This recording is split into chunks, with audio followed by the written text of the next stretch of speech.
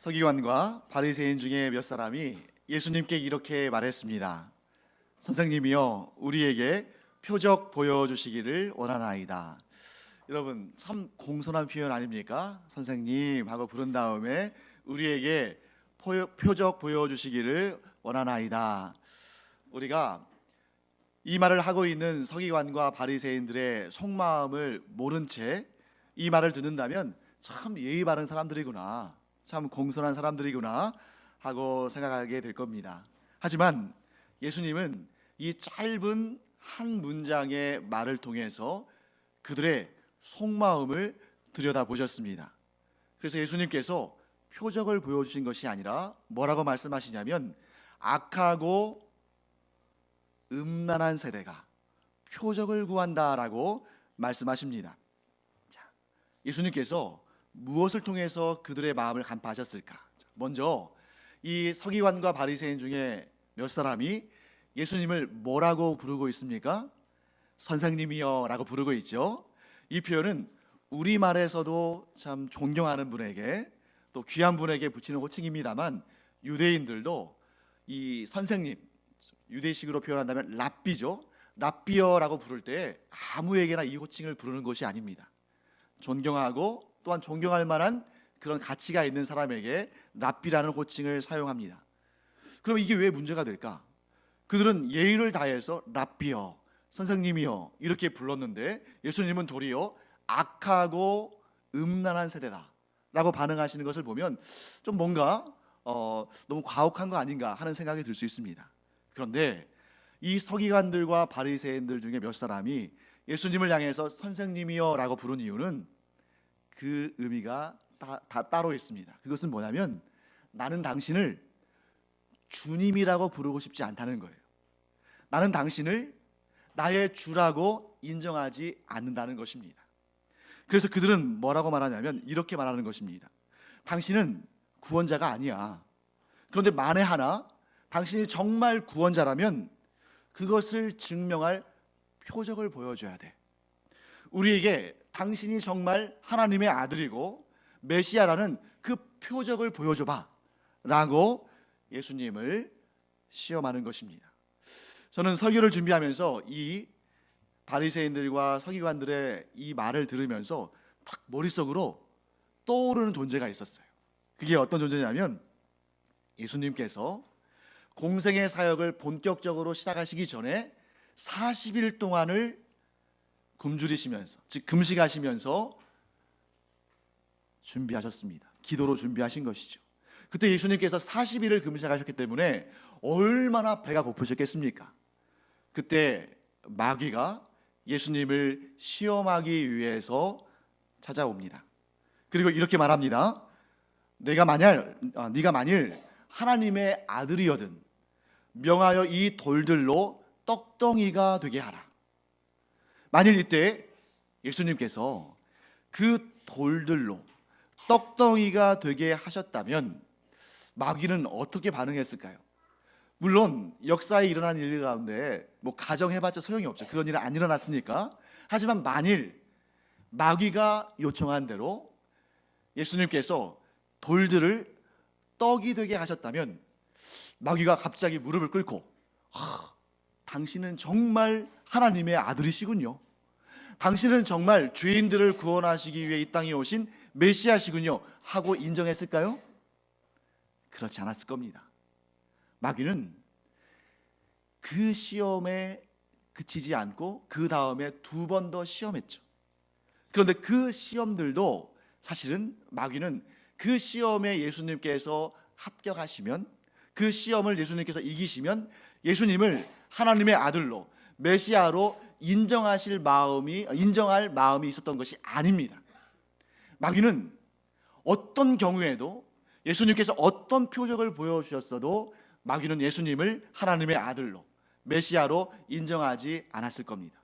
만일 마귀가 예수님의 표적을 보고 예수님을 하나님의 아들로 메시아로 인정할 수 있었다면 아마 최후의 심판날, 예수님께서 재림하셔서 최후의 심판을 행하실 그날 마귀나 귀신들 가운데 영원한 심판에 던져지지 않을 존재도 있을 수 있습니다. 하지만 성경은 분명히 말씀하십니다. 마귀와 모든 악한 귀신들과 악한 영들은 그날, 곧 예수님이 재림하셔서 최후 심판하시는 그날에 영원한 심판에 하나도 남김없이 다 던져질 줄 믿습니다. 오늘 예수님께 표적을 구한 사람들을 향해서 예수님께서 악하고 음란한 세대라고 말씀하신 것은 그들이 하나님의 자녀들이 아니라 실상은 마귀의 자녀들이고, 예수님의 가족들이 아니라 실상은 악한 영들의 가족들임을 예수님은 간파하신 것이죠. 그래서 예수님은 그들을 향해서 뭐라고 부르셨습니까? 악하고 음란한 세대라. 여러분, 여기에서 이 음란하다, 악하다 이런 표현들이 성경에 자주 등장하는 것을 우리는 볼 수 있습니다. 그러면 언제 악하고 음란한 세대라는 표현이 등장하는가? 보통 이 표현은 하나님과의 언약 관계 속에서 등장합니다.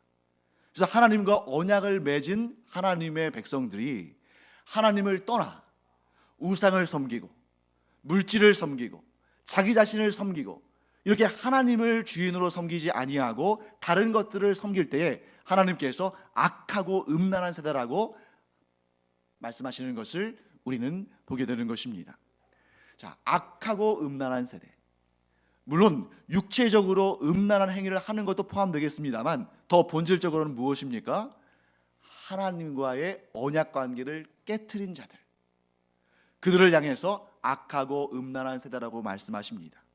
하나님께서 지금 하나님의 아들을 이 땅에 보내셔서 죄로 말미암아 영원히 죽을 수밖에 없는 사람들을 구원하시기 위해서 구원자의 역할을 하도록 보내셨는데, 그를 영접하지 않는 것은 곧 하나님을 영접하지 않는 것이고 곧 하나님과의 언약 관계를 깨트리는 것입니다.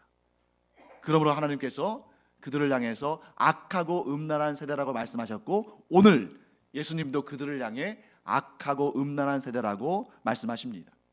자, 이렇게 악하고 음란한 세대들을 향해서 예수님께서 뭐라고 하시냐면, 마지막 심판날에 이 악하고 음란한 세대는 니느웨 사람들과 남방 여왕에 의해서 정죄를 받을 것이다 라고 말씀하십니다. 좀 약간 뜬금없게 느껴질 수 있어요. 왜 갑자기 니느웨 사람들이 나오고 왜 갑자기 남방 여왕이 나오는가? 그들이 누군지도 우리가 잘 알 수도 없을 수 있죠. 이 니느웨 사람들과 남방 여왕은 두 가지 면에 있어서 공통점이 있습니다. 자, 니느웨 사람들과 남방 여인이 어떤 면에서 공통점이 있을까? 자, 여러분, 니느웨는 혹시 어딘지 아시나요? 니느웨는 나라 이름이 아니고 도시 이름입니다. 니느웨는 이 나라의 수도예요. 이 나라가 어떤 나라냐면 성경에 나오는 유명한 나라, 아주 강한 나라, 아수르라는 나라입니다. 세계사에서는 아시리아라는 이름으로 알려져 있죠. 이 나라는 굉장히 강한 나라였어요. 이스라엘을 굉장히 괴롭혔습니다. 그런데 이 나라는 동시에 우상을 섬기는 나라였습니다. 이들이 너무 극심하게 우상을 섬기고 하나님의 백성들을 괴롭히니까 하나님께서 그들을 심판하시려고 하셨어요. 그런데 그때 하나님께서 요나를 보내신 거죠. 즉, 이 사람들은 하나님을 알지도 못했고 하나님을 대적했고 하나님의 백성들을 괴롭혔던 이방 사람들입니다. 자, 그 다음에 남방 여왕이 등장하죠. 이 남방 여왕은 솔로몬 때에 스바 여왕이라고 소개된 여인이에요. 이 스바라는 지역의 나라의 여왕이었는데, 스바는 어디냐? 스바는 여러분 그 아라비아 반도 아시죠? 사우디아라비아가 있는 이 아라비아 반도, 이 아라비아 반도의 최남단, 오늘로 따지면 예멘, 오늘날 예멘이 있는 그 지역의 나라가, 고대의 국가가 스바인데, 그 스바의 여왕이 여기에 남방 여왕이라고 소개되고 있습니다. 자, 그러니까 이 니느웨 사람들과 남방 여왕의 첫 번째 공통점은 이들은 하나님과의 언약 관계 가운데 있지 않은 이방인들이다 하는 것이죠. 두 번째는 이들은, 이 니느웨 사람들도 그리고 남방 여왕도 하나님의 언약 백성이 아님에도 불구하고 하나님을 영접한 사람들이라는 것입니다. 자, 여러분, 니느웨 사람들이 그들의 악한 우상을 섬기는 행위와 하나님의 백성들인 이스라엘을 괴롭힌 죄로 말미암아 하나님의 진노하심을 얻어서 심판의 위기에 처해 있었는데, 그때 하나님께서 누구를 보내십니까? 요나를 보내시죠. 요나를 보내셔서 오늘 본문의 말씀에, 예수님의 말씀에는 이렇게 되어 있죠. 전도하게 했다. 그러니까 요나가 전도, 즉 하나님의 말씀을 그들에게 선포했습니다. 요나는 상상도 하지 못한 일이 일어나죠. 어떻게 됐습니까? 왕에서부터 어린아이에 이르기까지, 심지어 각 가정에서 키우는 가축들까지도 죄를 뒤집어쓰고 하나님 앞에 회개하기 시작한 것입니다. 놀라운 역사 아닙니까? 성경 전체에 이런 놀라운 역사는, 거의 이방 지역에서 일어난 이런 역사는 유례를 찾아볼 수 없는 일입니다. 그들이 회개하고 하나님의 구원의 은혜를 얻었습니다. 자, 그 다음에 남방 여왕, 이 스바의 왕은 어떤 사람이냐면 솔로몬이 가진 지혜를 굉장히 갈망하고 그 지혜의 말씀을 듣기를 원했어요. 그래서 수백 킬로미터, 아니 수천 킬로미터 떨어져 있는 곳으로부터 솔로몬을 만나기 위해서 직접 왔습니다. 한 나라를 다스리는 왕이 수백 수천 킬로미터를 떨어진 곳에 여행 간다는 것은 오늘날도 쉽지 않은 일일 거예요. 왜 왔습니까? 솔로몬의 지혜를 듣고 싶었던 거죠. 그런데 여러분 잘 생각해 보시죠. 솔로몬의 지혜는 솔로몬의 것입니까? 아닙니다. 솔로몬이 왕위에 등극할 때 하나님께 간절히 기도했죠. 그가 권세를 구한 것도 아니고, 그가 장수를 구한 것도 아니고, 그가 또 물질을 구한 것도 아니고, 하나님이 주시는 지혜를 구했습니다. 그때 하나님께서 솔로몬에게 지혜를 부어주셨고, 그 지혜가 얼마나 대단한지 주변 나라들의 왕들도, 이웃 국가들의 사람들도 솔로몬의 지혜를 듣기를 간절히 구했다는 것입니다. 곧 솔로몬의 지혜는 하나님께서 주신 것이기 때문에 이 스바 여왕이 듣기를 간절히 간구했던 솔로몬의 지혜는 사실은 하나님의 말씀인 것이죠. 그런데 여기서 우리가 알아야 할 사실이 있습니다. 요나와 솔로몬은 아주 훌륭한 하나님의 사람들이었지만 그들은 하나님의 은혜를 전달하는, 하나님의 구원의 소식과 하나님의 영원하신 지혜를 전달하는 통로로 사용된 것이지 그들이 은혜를 베푼 것은 아닙니다. 즉 니느웨 사람들이 구원을 받은 것도, 남방의 여왕이 하나님의 위대한 지혜를 얻은 것도 요나나 솔로몬 때문이 아니라 그들을 통해서 은혜를 베푸신 하나님으로부터 받은 것입니다. 그런데 오늘 본문에서 예수님은 스스로를 이렇게 소개하십니다. 요나보다 더 큰 이가 여기 있으며 솔로몬보다 더 큰 이가 여기 있느니라. 이 표현을 우리가 직설법으로 바꾸면 이렇게 표현할 수 있습니다. 내가 곧 구원의 은총을 베푸는 하나님이다. 예수님께서 당신이 구원의 은총을 베푸는 하나님이심을 선포했습니다. 그런데 많은 사람들이 예수님을 구주로 영접하고 예수님의 은혜를 얻었지만 지금 여기서 표적을 구하는 이 서기관들과 바리새인들은 예수님을 메시아로, 하나님의 아들로, 구원자로 영접할 마음이 전혀 없습니다. 그 마음을 아신 예수님께서 뭐라고 또 말씀하시냐면 이렇게 말씀하시죠. 예수님은 이 악하고 음란한 세대가 표적을 구할 때 선지자 요나의 표적밖에는 보일 표적이 없다고 말씀하십니다. 아무리 많은 표적을 보여줘도 이 악하고 음란한 세대는 그 표적을 보고서는 예수님을 메시아로 여기지 않습니다. 그런데 마지막 한 번의 기회가 남아 있습니다. 그 마지막 한 번의 기회가 뭐냐면 바로 요나의 표적이라고 예수님께서 말씀하신 그 표적입니다. 여러분 요나 이야기 잘 아시죠? 요나가 하나님의 명령을 거슬러서 이 니느웨 땅으로 가지 않고 다시스로 가려고 배를 탔을 때 바다에 큰 풍랑이 일어나서 결국에는 요나가 바다에 던져집니다. 그때 요나를 큰 물고기가 삼키고 사흘 동안, 즉 3일 동안 물고기의 뱃속에서 요나가 머물러 있습니다. 그 다음에 요나가 물고기의 뱃속에서 소화돼 버렸습니까? 아니죠. 하나님께서 그 큰 물고기를 명하셔서 육지로 요나를 뱉어내게 하셨습니다. 자, 그러면 이 요나의 표적에 대해서 오늘 본문의 말씀에서 자세히 설명되고 있지는 않지만 그 다음 스토리가 있겠죠.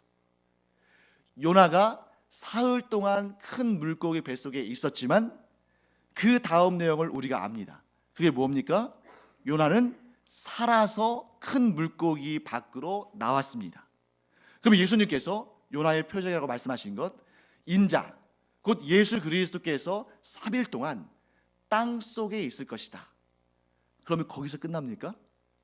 요나와 예수님의 사역을 이렇게 연결시켜 본다면 예수님도 땅 속에 3일 동안 계신 다음에 어떻게 되시는 거예요? 살아나셔서 부활하셔서 이 땅에서 우리가 그를 다시 보게 된다는 것을 미리 예언하여 말씀하신 것입니다. 이때 이 말을 듣고 있던 서기관들과 바리새인들은 무슨 말씀을 하시는지를 도통 알지 못했을 거예요. 하지만 믿음을 가진 우리는 분명히 알고 또한 믿습니다. 예수님께서 십자가에 달려 죽으신 다음에 3일 동안 무덤 가운데 계셨지만 그 사망과 그 죄의 모든 권세를 깨뜨리시고 3일 만에 부활하셨습니다. 누구든지 이 진리를, 이 복음을 믿는 자는 악하고 음란한 세대가 아닙니다. 그러나 아무리 고상하고 아무리 하나님을 아는 지식이, 이 율법을 아는 지식이 넘쳐난다 할지라도 이 복음을, 예수 그리스도의 죽으심과 십자가의 죽으심과 부활하심의 이 진리를 믿지 않는다면 그는 악하고 음란한 세대에 속한 것입니다. 그 악하고 음란한 세대는 결국 최후의 심판날에 이런 일을 당할 것입니다. 뭐라고 되어 있습니까? 니느웨 사람들이 그들을 정죄하고 남방 여왕이 그들을 정죄할 겁니다. 왜 그럴까요?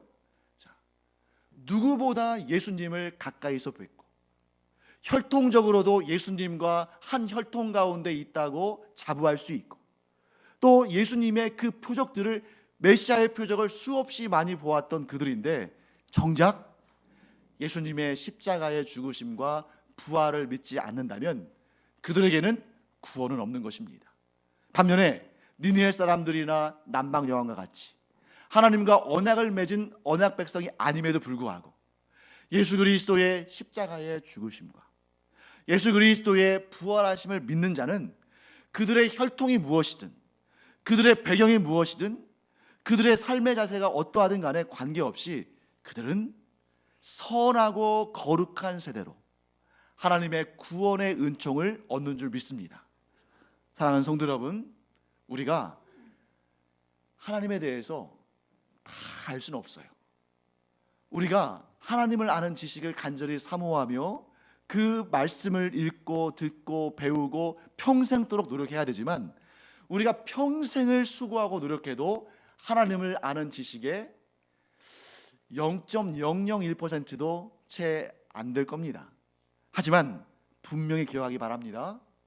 우리가 구원을 얻는 것은 이 서기관들과 바리새인들처럼 성경을 달달달달 외운다고 이루어지는 것이 아니라 하나님께서 보여주신 놀라운 표적, 모든 표적들 가운데에서 가장 위대한 표적 무엇입니까?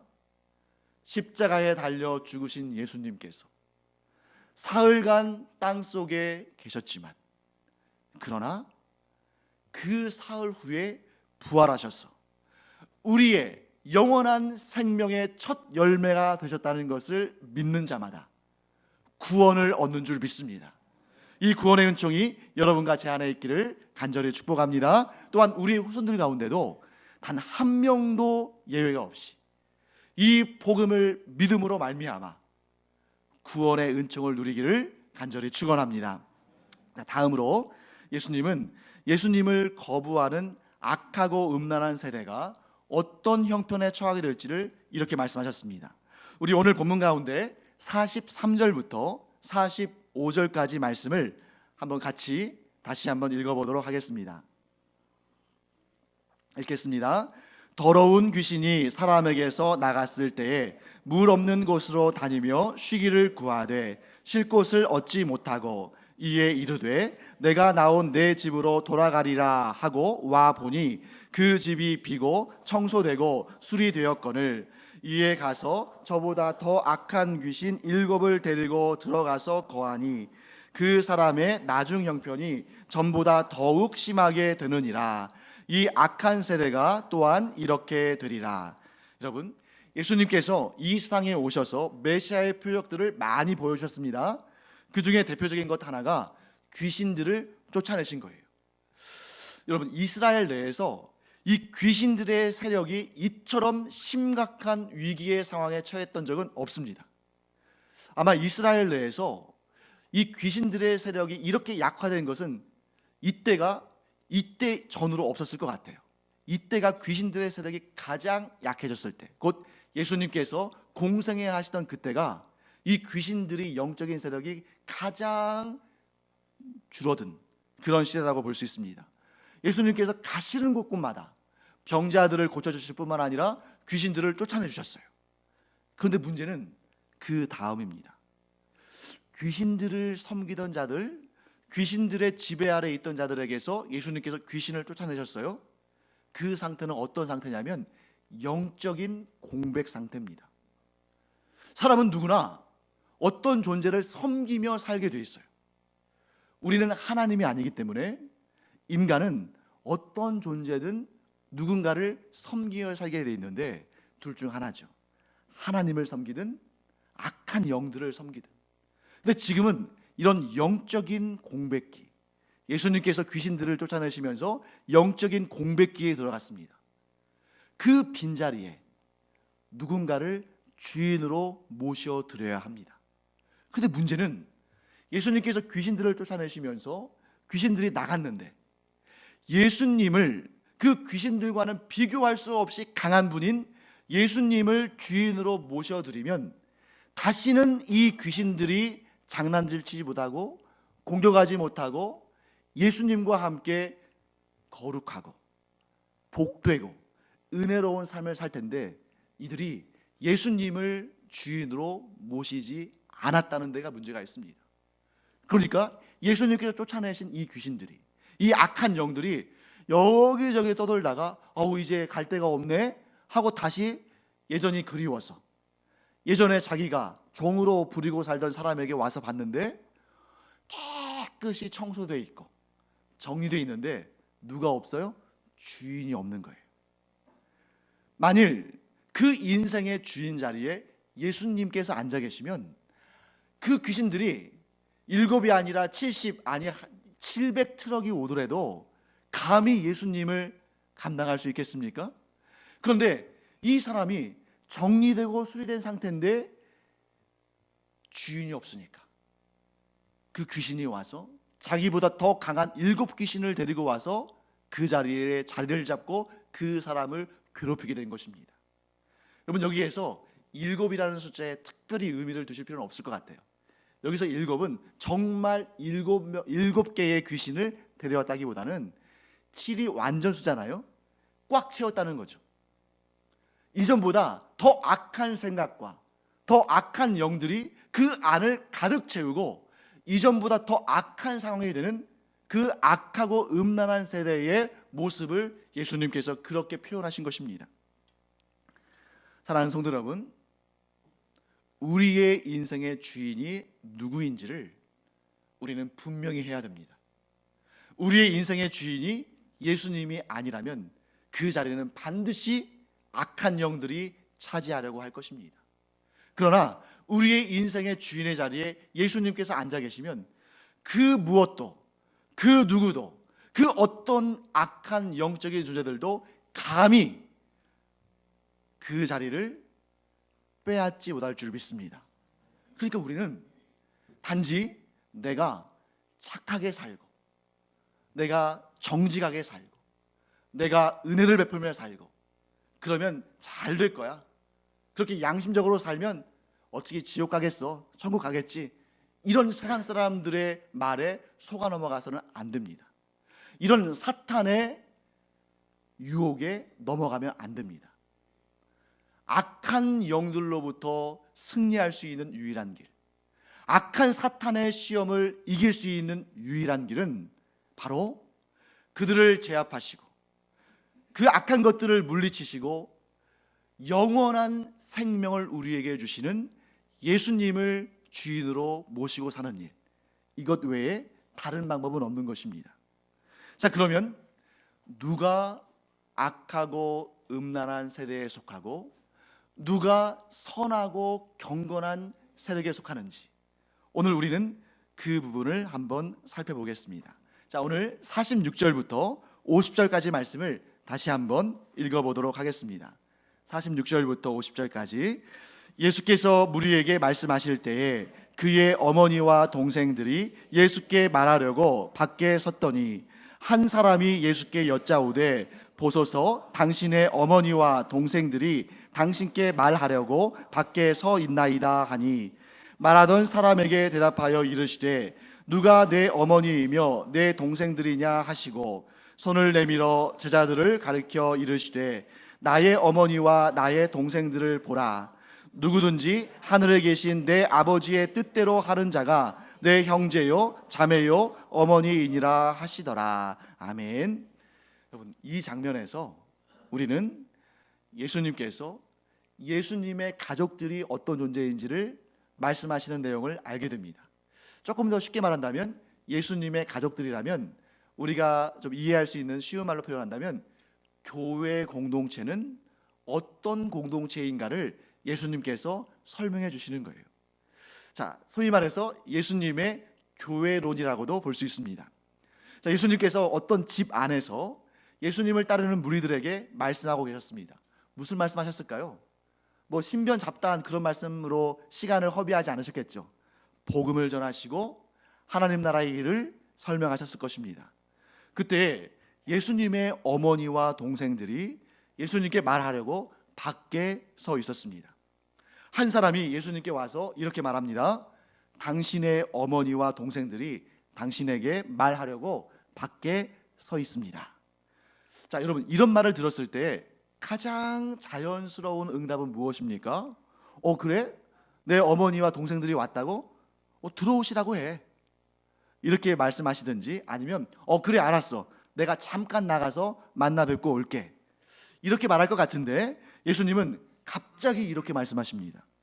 누가 내 어머니이고 내 동생들이냐. 정말 좀 수수께끼 같은 말이잖아요. 아니, 어머니와 동생들이 밖에 와서 기다리고 있는데 누가 내 어머니고 내 동생들이냐. 정말 기대하지 않은 대답입니다. 그리고 또 이렇게 말씀하십니다. 손을 내밀어서 제자들, 곧 예수님의 말씀을 듣고 있는 사람들을 가리키시면서 나의 어머니와 나의 동생들을 보라. 누구든지 하늘에 계신 내 아버지의 뜻대로 하는 자가 내 형제요 자매요 어머니이니라. 우리 예수님께서는 가끔 이렇게 수수께끼 같은 말씀을 하셔요. 그런데 그럴 때일수록 우리가 정신을 바짝 차리고 그 말씀을 통해서 주시는 메시지가 무엇인지를 발견해야 됩니다. 정말 존귀하고 보석 같은 말씀들이 그 안에 담겨 있는 것이죠. 자, 먼저 우리 머릿속으로 이 장면을 한번 그려보기 바랍니다. 공간적인 대비를 한번 이루어 보겠습니다. 집 안에는 예수님과 예수님의 말씀을 듣는 무리들, 제자들이 있습니다. 집 밖에는 예수님의 모친, 즉 마리아와 동생들이 있습니다. 여러분, 예수님께서 언제 한번 예수님의 말씀을 듣기를 사모하고 예수님께 병 고침 받기를 사모하고 예수님께 귀신 쫓겨나기를 구하는 자들을 내모시거나 쫓아내시거나 거부하신 적이 있습니까? 없습니까? 없습니다. 예수님은 오히려 이런 어린아이들조차도, 아주 작은 어린아이들조차도 이 어린아이들이 나에게 오는 것을 막지 말라, 이렇게 말씀하신 분이에요. 그러면 만일 예수님의 모친과 예수님의 동생들이 예수님을 만나고자 했다면 얼마든지 언제든지 그곳이 어디든 찾아가서 만날 수 있습니다. 그런데 지금 예수님의 모친과 동생들은 그 안에 들어와서 예수님의 말씀을 듣기보다는 밖에 서서 기다리고 있는 것입니다. 왜 그럴까요? 예수님의 모친 마리아는 조금 되게 지금 굉장히 어려운 상황이에요. 왜 어려운 상황이냐면 예수님의 동생들은 예수님께서 십자가에 달려 죽으시고 부활하신 후에 그 부활하신 예수님을 그 동생들이 만날 때까지는 예수님을 메시아로 인정하지 않았습니다. 가장 가까이서, 그 누구보다 가장 가까이서 30년 동안이나 예수님과 함께 지냈지만 예수님이 메시아라는 사실을, 예수님께서 하나님의 아들이라는 사실을, 예수님께서 구원자라는 사실을 인정하지 않았어요. 예수님의 모친인 마리아는 조금 상황이 다르죠. 그러나 예수님을 성령으로 잉태했을 때 천사 가브리엘을 통해서 그 아기가 성령에 의해서 잉태된 하나님의 아들이고 그가 구원자로, 메시아로 보내심을 받았다는 것을 알았습니다. 근데 그 사이에서 어쩔 줄 모르는 거죠. 예수님이 메시아 되심은 알지만 그 동생, 즉 자기와 요셉 사이에서 난 그 자녀들은 예수님을 인정하지 않아요. 그 사이에서 갈피를 잡지 못하고 있습니다. 사랑하는 성도 여러분, 이 사실은 오늘날 우리에게도 그대로 적용될 수 있습니다. 자, 여러분, 내가 신앙생활을 잘한다고 해서, 내가 예수 그리스도를 구주로 영접했다고 해서 나의 가족들이 자동적으로 구원받는 것이 아닙니다. 구원은 전적으로 개인이 예수 그리스도를 나의 구주로, 나의 하나님으로 영접할 때에만 이루어지는 것입니다. 그래서 여러분, 우리가 때로는 이런 경우가 있어요. 가정의 화평을 위해서 내가 주일날은, 그러니까 일요일날은 내가 교회 가줄게. 그래서 이 자리에 앉아 있을 수 있습니다. 근데 저는 그런 마음으로라도, 그런 생각으로라도 교회에 와서 예배하는 자리에 있는 것을 너무 고맙게 생각합니다. 왜냐하면 교회에서 뭐 다른 거 선포되겠어요? 교회에서 선포되는 것은 예수 그리스도의 복음이고, 그 복음은 우리를 영원한 생명으로 인도하는 하나님의 유일한 길입니다. 그러니 이 자리에, 이 교회라는 자리에 아직 믿음이 없다 할지라도 앉아 있는 것조차도 하나님의 크신 은혜 가운데 있는 것입니다. 그러나 우리는 우리의 인생이 얼마 갈지 모르는 사람들입니다. 만일 우리가 우리의 인생이 언제 끝날 줄 안다면 바로 그 전날, 그 전까지는 막 세상에서 내가 누리고 싶고 즐기고 싶고 내 마음대로, 내 욕심껏 내가 즐거워하는 거 마음대로 누리다가 세상 떠나는 그 전날 목사님 불러다가, 목사님 저 이제 예수 믿겠습니다, 이러고 인생을 마무리할 수도 있겠죠. 그러나 예수님께서 이 땅에 최후 심판을 위해서 오시는 그날과 그때를 우리가 알지 못하는 것처럼 우리 인생의 마지막 날, 우리가 죽는 날도 우리는 알지 못합니다. 그러므로 우리는, 또 이 땅에 있는 사람들은 가장 빨리 될 수 있는 한 신속하게 기회가 있을 때에 예수 그리스도를 나의 구주로, 예수님께서 나의 모든 죄를 대신 갚아주시기 위해서 십자가에 달려 죽으시고 나에게 영원한 생명을 주시기 위해서 부활하셨다는 사실을 내가 믿고 시인하고 고백해야 합니다. 그래야만 구원받는 것입니다. 사랑하는 성도 여러분, 내 가족 중에 예수님 잘 믿는 사람이 있어서 내가 구원받는 거 아닙니다. 내가 예수 믿는 사람들과 함께 한 공간에서, 이 교회 공간에서 예배드리고 있다고 해서 구원받는 거 아닙니다. 그것은 예배도 아닙니다. 진정한 예수님의 가족은, 진정한 하나님의 자녀는 이 복음을 믿는 것 외에는 다른 방법이 없다. 이걸 우리는 분명히 알아야 됩니다. 그리고 오늘 분명히 예수님께서 말씀하시죠. 누가 내 어머니고 누가 내 동생들이냐, 누가 내 가족들이냐, 하늘에 계신 아버지의 뜻대로 하는 자라야 내 어머니고 내 동생들이고 나의 가족들이다. 여러분, 하늘에 계신 하나님의 뜻대로 하는 것이 무엇입니까?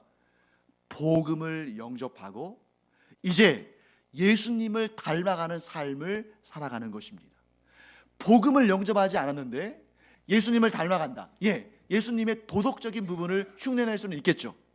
하지만 그것은 영원한 생명으로 이어지는 길이 아닙니다. 사랑하는 성도 여러분, 우리와 우리의 가족들과 우리의 후손들과 이 지역사회와 나아가 온 열방의 사람들이 진실로 개인적으로 인격적으로 스스로 예수 그리스도를 구주로 영접하고 예수님의 가족이요 하나님의 자녀들이 되기를 간절히 축원합니다. 이 놀라운 역사를 우리가 더욱더 열심히 힘을 모아서 행해야 됩니다. 그것은 무엇입니까? 두 가지가 있어요.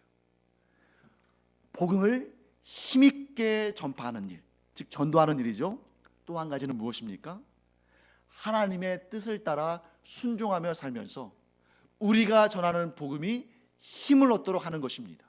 만일 여러분, 우리가 복음을 전하지만 하나님의 뜻대로 살지 않는다면 누가 우리가 전하는 복음을 듣겠습니까? 그래서 진정한 복음의 전파자는 이 두 가지 일에 우리의 인생을 드려야 되는 것이죠. 우선 나부터 복음 안에 굳건히 서 있어야 되고, 그리고 하나님의 뜻을 순종하며 실천함으로 우리가 복음을 전할 때에 그 복음이 더욱 힘있게 하는 것, 이게 우리가 평생토록 해야 할 두 가지 과제인 것입니다. 이 두 가지 과제를 우리가 열심히 수행했을 때, 그리고 나서 우리가 이 땅에서의 인생을 마감하고 천국 문에 다다를 때 하나님은 우리를 참 반갑게 맞이하시면서 칭찬하시고 상 주실 줄 믿습니다. 그날의 영광스러운 날을 기약하면서 오늘도 복음 위에 굳게 서고 하나님 말씀을 지켜 행하는 우리가 되기를 간절히 축원합니다.